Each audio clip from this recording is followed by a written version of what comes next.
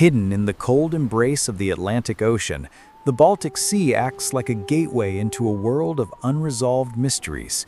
Spanning a vast area of 149,000 square miles, this expansive brackish water body is not only a place where land and sea converge, but also harbors chilling and haunting stories. A journey that never reached its destination. A ferry weighing over 15,000 tons was swallowed, claiming nearly 1,000 lives. Over 30 years later, numerous conspiracies and new theories continue to surface. What truly happened? What was the real cause of the tragedy? Right now, let us explore one of the worst maritime disasters in modern history, the sinking of the MS Estonia. September 27, 1994, Tallinn, Estonia.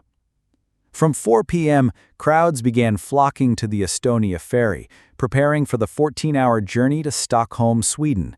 The Estonia was a passenger and car ferry, built in 1980 by the Federal Republic of Germany. Originally named Viking Sally, it operated between Finland and Sweden under various companies. By late 1993, the vessel was sold to North and Tallinn, a Swedish maritime transport company, and began serving the Tallinn-Stockholm route. The name Estonia symbolized the newly independent Baltic nation, a proud emblem of its post-Soviet sovereignty. The ferry had 11 decks and measured 157 meters in length. Passengers were accommodated on decks 1, 4, 5, and 6. Decks 7 and 8 were for the crew, while decks 2 and 3 were designated for cargo. As the largest cruise ferry in Estonia at the time, it featured saunas, a pool, a conference hall, restaurants, bars, snack rooms, children's play areas, and even a cinema. Powered by 4 MAN 8L 4045 diesel engines, with a total output of 17,625 kilowatts, the vessel could reach a top speed of 39.1 kilometers per hour. With a gross tonnage of over 15,000 tons, Estonia could carry more than 2,000 passengers, 1,190 beds, and 460 vehicles. On that fateful day, it was carrying 989 people, 803 passengers, and 186 crew, just half its full capacity. Most passengers were Swedes and Estonians, with some Russians, Finns, Norwegians, Germans, and Danes. Commanding the ship was Captain Arvo Andresen, a Soviet-trained mariner with over 20 years of experience, who had piloted Estonia since its early voyages. A minor delay occurred during vehicle loading, pushing departure 15 minutes past schedule. At 7:15 p.m., Estonia departed the harbor, beginning its Baltic crossing to Stockholm, expected to arrive at 9 a.m. the next day. Although storm warnings had been issued, conditions were still manageable. Due to uneven cargo distribution, the vessel listed slightly to starboard, but maintained a steady speed between 20 and 31 kilometers per hour. The Baltic Sea, a branch of the Atlantic Ocean, covering roughly 149,000 square miles, may not be as vast as the Mediterranean or as resource-rich as the North Sea, but it has remained a vital maritime route from Roman times to the present. However, it's also the site of many eerie and tragic tales. That evening, aboard Estonia, passengers enjoyed dinner and festive dances at the bar, frequented by the upper class and business travelers. Others headed to the open deck to enjoy the sea breeze and night sky. But in the early hours, things took a dark turn. From 11 p.m., weather worsened. Winds reached Beaufort scale levels 7 to 10, and waves surged up to 6 meters high. Some passengers joked they might become the next Titanic. At 12:48 p.m., the vessel faced turbulent seas, yet the captain remained calm. With years of experience, he was confident in navigating through the storm. Estonia held course at 26 to 28 kilometers per hour, even as other ships retreated to port. At 12:52 p.m., some passengers returned to their cabins. Many were asleep as the ship began to shake violently. At 12:58, near the waters off the Turku archipelago, wind gusts reached 100 kilometers per hour, and the sea temperature hovered at just 10 degrees Celsius. Waves slammed into the bow. Around 1 a.m., passengers reported metallic banging sounds. The captain sent crew members to inspect the car deck at the bow, but found nothing abnormal. However, within 10 minutes, the sounds intensified. At 1:15 a.m., a massive metallic crash erupted. The 50-ton bow visor was believed to have detached, tearing open the car deck doors. Seawater poured in, and the ship immediately listed 15 degrees to starboard. The captain attempted to steer left and reduced speed to 16 kilometers per hour.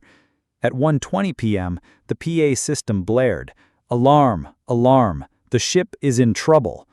Distress signals were issued. Passengers scrambled for warm clothes and tried to descend stairways. Many remained unaware, still asleep.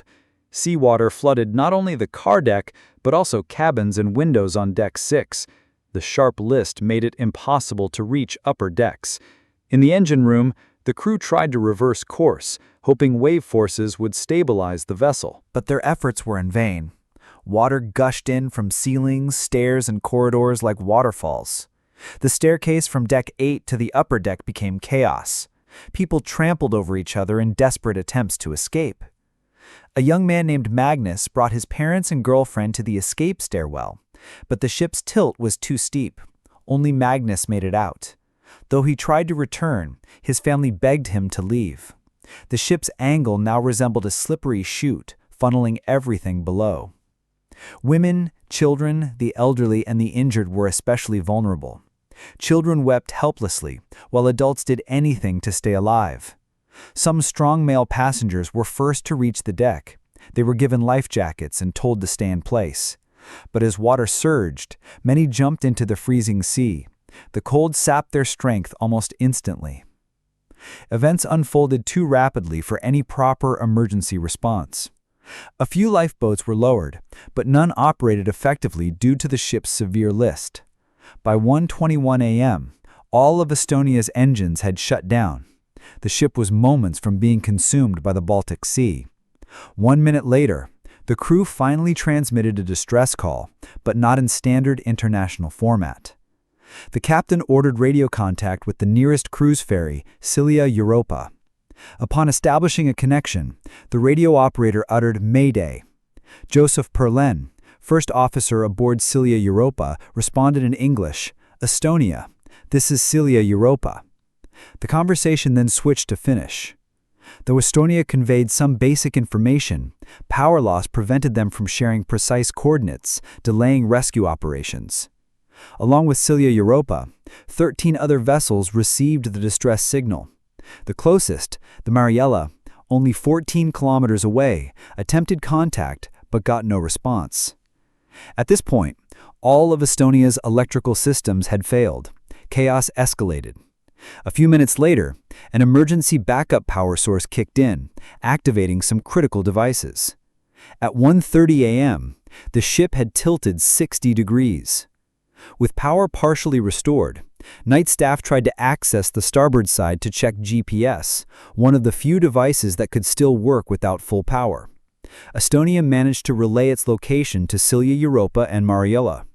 At 1:34, Estonia sent its final radio message using the code word Hilja, meaning the situation is extremely critical. At 1:35, the entire engineering crew drowned as seawater flooded the engine room. By 1:50, the ship tilted 90 degrees and was nearly upside down, vanishing into the frigid sea. Other ships' radar could no longer detect it. The sinking coordinates were 59 degrees 23 minutes north, 20 degrees 41 minutes east, about 22 nautical miles, or 41 kilometers, from Uto Island, Finland, at a depth between 74 and 85 meters. Roughly 650 people were trapped inside the ship. About 300 managed to jump into the sea, but many didn't survive long enough to rescue. The nearest maritime rescue center, MRCC Turku, issued a warning, but initially labeled the situation PAN, meaning non-critical. Not until 2:30 a.m. was a full-scale emergency declared. Mariella was the first ferry to reach the scene.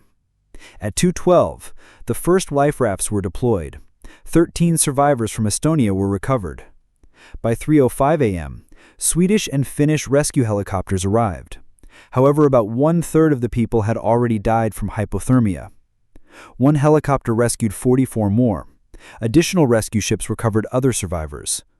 Of the 989 people aboard, only 138 were rescued. One later died in hospital. The disaster claimed 852 lives, mainly from drowning and hypothermia. Most survivors were young, physically fit men.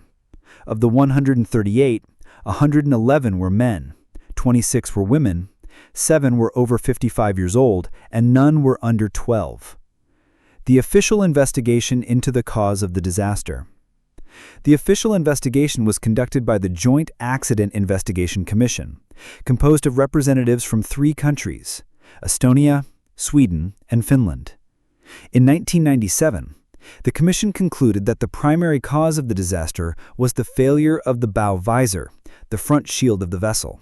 When it broke off, seawater flooded the car deck, compromising the vessel's stability and causing it to capsize rapidly. According to the report, the locking mechanisms securing the visor were not strong enough to withstand the pressure of high waves. When the visor detached, seawater gushed into the car deck, shifting the vessel's center of gravity and leading to a sudden capsize. The report also highlighted critical failures in emergency procedures. The crew did not sound the alarm in time, lacked clear instructions for passengers, and failed to launch flares for rescue visibility. Though the technical explanation seemed sound, the report sparked widespread outrage and suspicion among the victims' families. Many believed the truth was being hidden, that something more sinister had taken place aboard the Estonia. The mysterious hull breach. In 2020, after 26 years of silence, a Swedish documentary stunned the public with a new revelation. A large hole had been discovered in the hull of MS Estonia. The breach measured about 4 meters high and 1.2 meters deep, located on the starboard side of the vessel. The discovery came after an underwater film crew deployed robotic cameras to explore the wreck, resting at a depth of about 81 meters.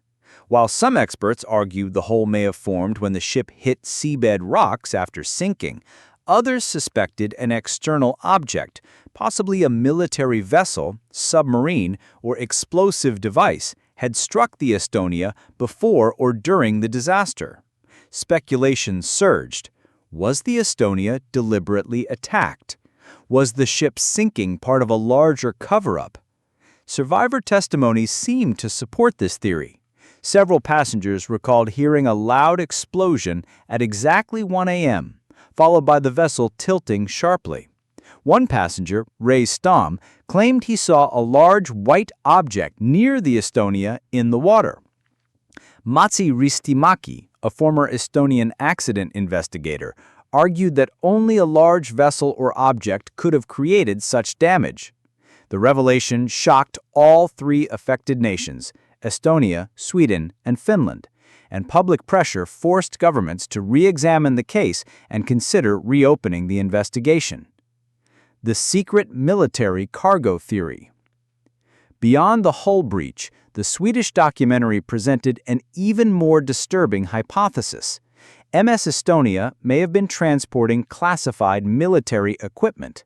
According to credible sources, the vessel had previously been used to covertly transfer Russian military technology out of Tallinn in the weeks leading up to the disaster.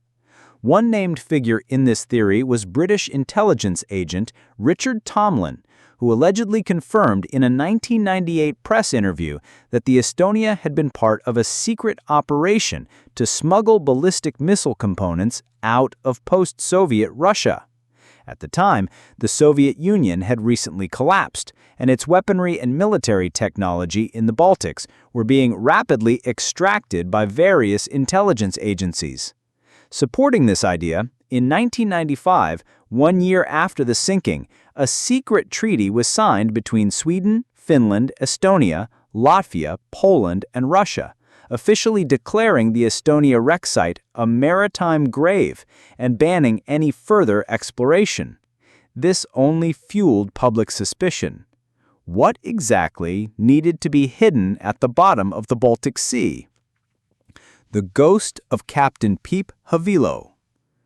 Among the many enigmas surrounding the Estonia tragedy, one of the most perplexing was the fate of alternate captain Peep Havilo. Though he was not on duty that night, he was on board as a regular passenger.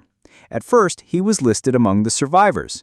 Witnesses claimed to have seen him being rescued by helicopter, and his name appeared on an early list of those saved. But within days, he vanished without a trace. His disappearance sparked a storm of conspiracy theories. Some believed he knew too much and had been placed in a witness protection program. Others speculated he had been silenced, eliminated to keep a secret. However, a prolonged investigation by Estonian police and local journalists in the late 1990s ultimately debunked these theories. A report by the Estonia Express newspaper concluded that Captain Havilo had not escaped. Survivor accounts placed him on the aft deck in the ship's final moments, helping coordinate evacuation efforts. He most likely perished along with the vessel.